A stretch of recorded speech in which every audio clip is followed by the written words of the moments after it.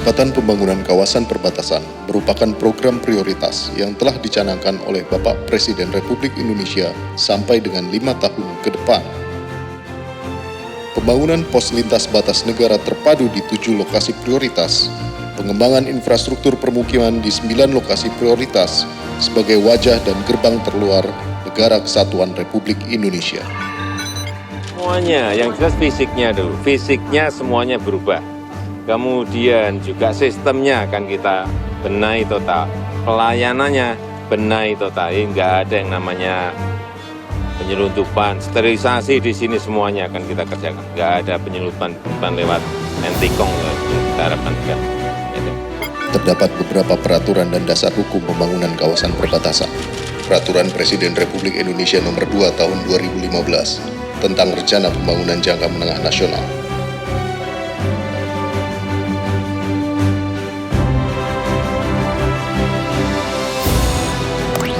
Instruksi Presiden Republik Indonesia Nomor 6 Tahun 2015 tentang percepatan pembangunan 7 pos lintas batas negara. Peraturan Badan Nasional Pengelola Perbatasan Nomor 1 Tahun 2015 tentang Rencana Induk Pengelolaan Perbatasan Negara. Dengan disahkannya Master Plan, kami sudah bisa melakukan pengembangan infrastrukturnya, baik itu jalan yang menuju pintu maupun jalan yang sejajar perbatasan. Kalau rakyat sejahtera, keamanan itu pasti makin bagus. Apalagi di pintu gerbang harus kita berikan bangunan yang berkualitas.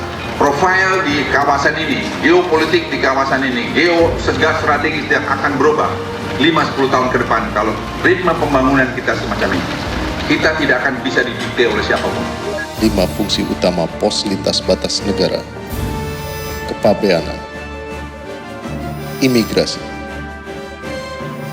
karantina, keamanan, dan fungsi lain yang diperlukan.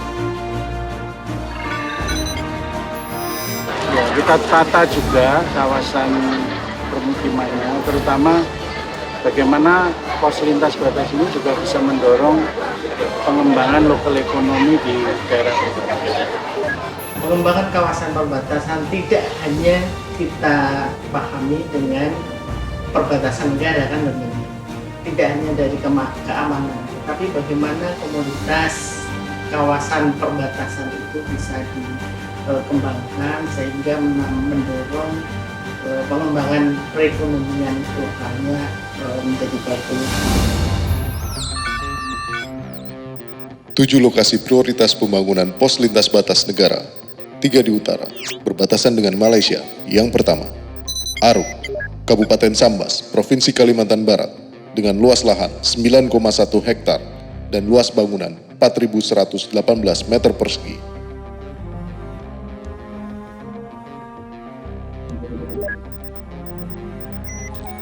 Yang kedua, Entikong, Kabupaten Sanggau, Provinsi Kalimantan Barat, dengan luas lahan 7,9 hektar dan luas bangunan 19.493 meter persegi.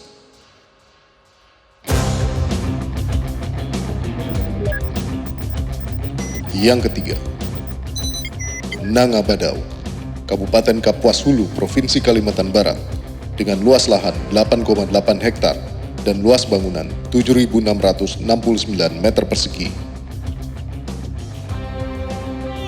3 di selatan, berbatasan dengan Timor Leste. Yang pertama adalah Wini, Kabupaten Timur Tengah Utara, Provinsi Nusa Tenggara Timur, dengan luas lahan 4,42 hektar, luas bangunan 5.025,68 meter persegi.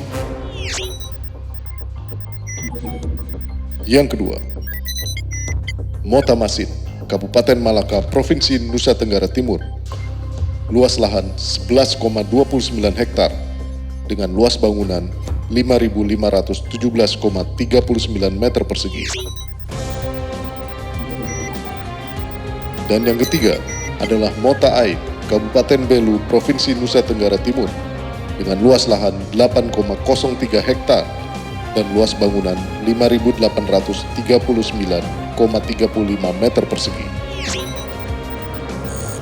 Di timur, berbatasan dengan Papua Nugini, terdapat 1 lokasi prioritas, yaitu Skau, Kota Jayapura, Provinsi Papua, dengan luas lahan 10,7 hektar dan luas bangunan 7.619 meter persegi.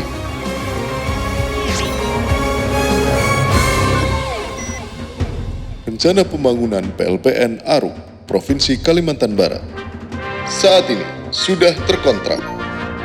Konsep desain mengadopsi arsitektur tradisional rumah panjang yang merupakan rumah adat masyarakat Dayak.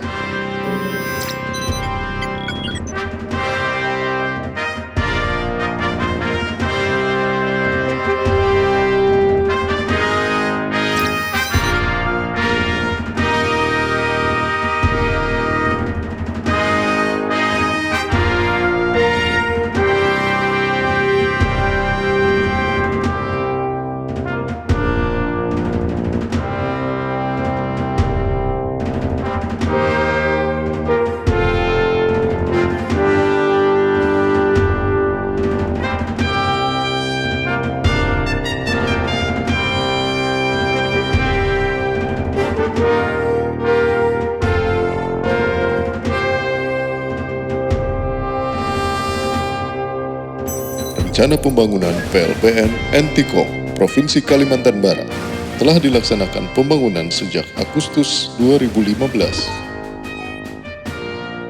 Konsep bentuk arsitektural mengadaptasi bentuk rumah panjang dan perisai suku Dayak.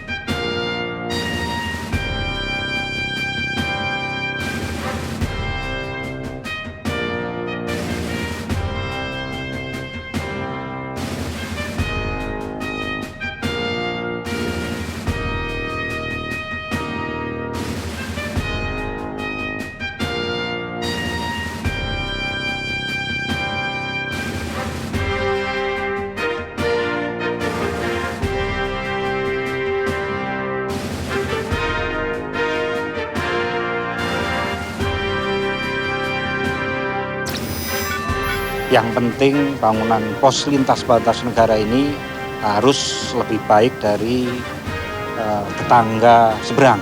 Artinya apa? Tidak hanya baik dari sisi bangunannya saja, dari sisi layanan pun juga harus baik. Rencana pembangunan PLPN Nangabadao, Kabupaten Kapuas Hulu, Provinsi Kalimantan Barat, saat ini sudah terkontrak. Konsep desain PLPN Nangabadao mengadopsi dari bangunan khas Kalimantan, yaitu rumah panjang.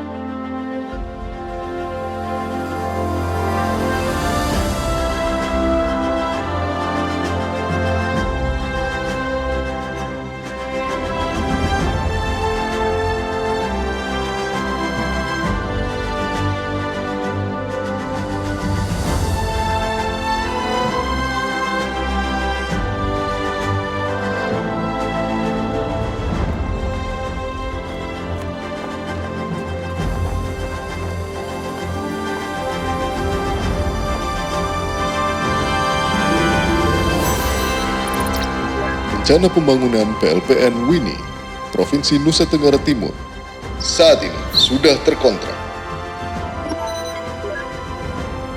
Konsep desain bangunan PLPN Wini mengadopsi bangunan khas Nusa Tenggara Timur, yaitu Lopo.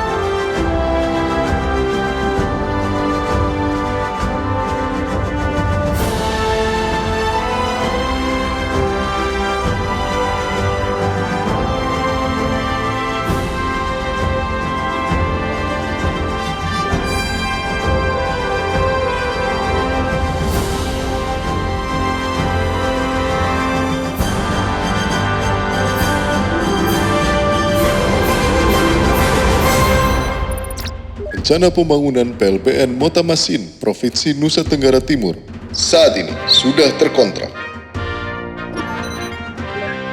Konsep desain arsitektural mengadaptasi rumah adat Mata Besi.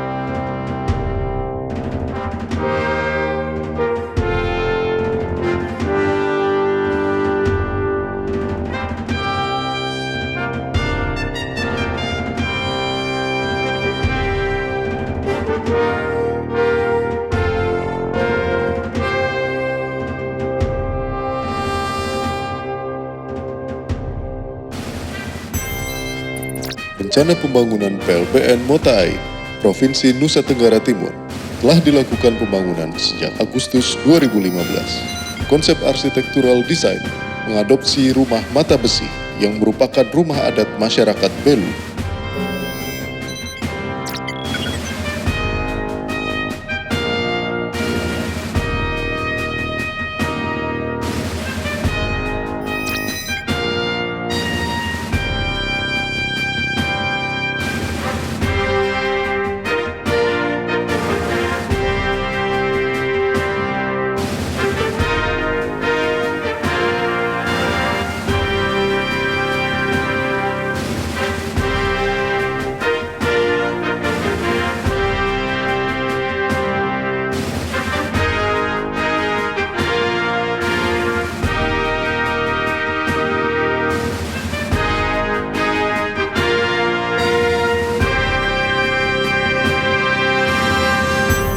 Rencana pembangunan PLBN Skau, Provinsi Papua, saat ini sudah terkontrak. Konsep desain PLBN ini mengadaptasi rumah tradisional Tangfa.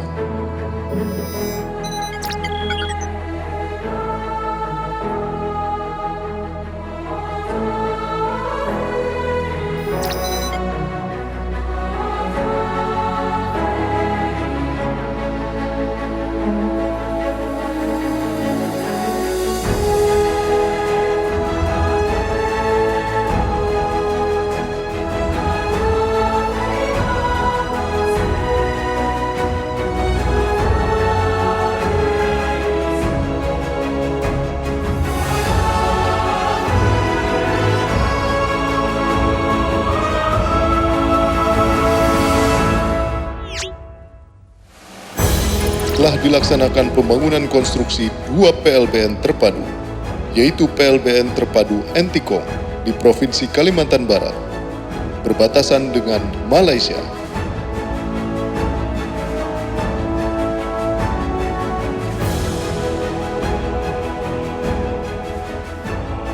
Berikutnya, yang telah dalam proses pembangunan adalah PLBN terpadu Mota Ain di Provinsi Nusa Tenggara Timur, berbatasan dengan Timor Leste, yang diharapkan akan selesai pada Desember 2016.